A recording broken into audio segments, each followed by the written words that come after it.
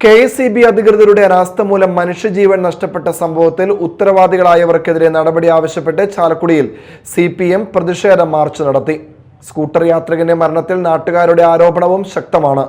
അപകടാവസ്ഥയിൽ കിടന്ന മരവും ലൈനും നീക്കം ചെയ്യാൻ KSEB നടപടി സ്വീകരിച്ചില്ല എന്നാണ് ആരോപണം.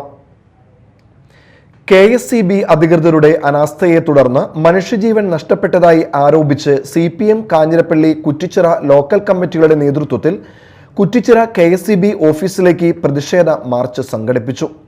ഓഫീസിന് മുന്നിൽ പോലീസ് പ്രതിഷേധക്കാരെ തടഞ്ഞതിനെ തുടർന്ന് സമരം CPM area secretary KS Ashokan ഉദ്ഘാടനം ചെയ്തു.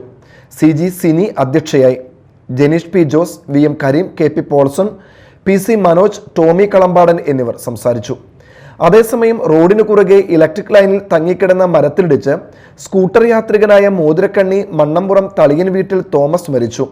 ശനിയാഴ്ച പുലർച്ചെ 5:00 അപകടം. വെള്ളിയാഴ്ച വൈകുന്നേരം ഇലക്ട്രിക് ലൈനിൽ തെങ്ങ് വീണതായി നാട്ടുകാർ അറിയിച്ചു. തുടർന്ന് KSEB ജീവനക്കാർ സ്ഥലത്തെത്തി വൈദ്യുതി ബന്ധം വിച്ഛേദിച്ചെങ്കിലും അപകടാവസ്ഥയിൽ കിടന്ന മരവും ലൈനും നീക്കം ചെയ്യാൻ നടപടി സ്വീകരിച്ചില്ലെന്നാണ് ആരോപണം. അപകടത്തെ തുടർന്ന് സ്ഥലത്തെത്തിയ RDO സമരക്കാരുമായി നടത്തിയ ചർച്ചയിൽ KSEBയുടെ ഭാഗത്ത് വീഴ്ച ഉണ്ടായതായി ബോധ്യപ്പെട്ടതായി അറിയിച്ചു. കുടുംബത്തിന് അർഹമായ നഷ്ടപരിഹാരം നൽകുന്നതിന് നടപടി സ്വീകരിക്കുമെന്ന് ഉറപ്പ് നൽകിയതിനെ തുടർന്ന് സമരം അവസാനിപ്പിച്ചു.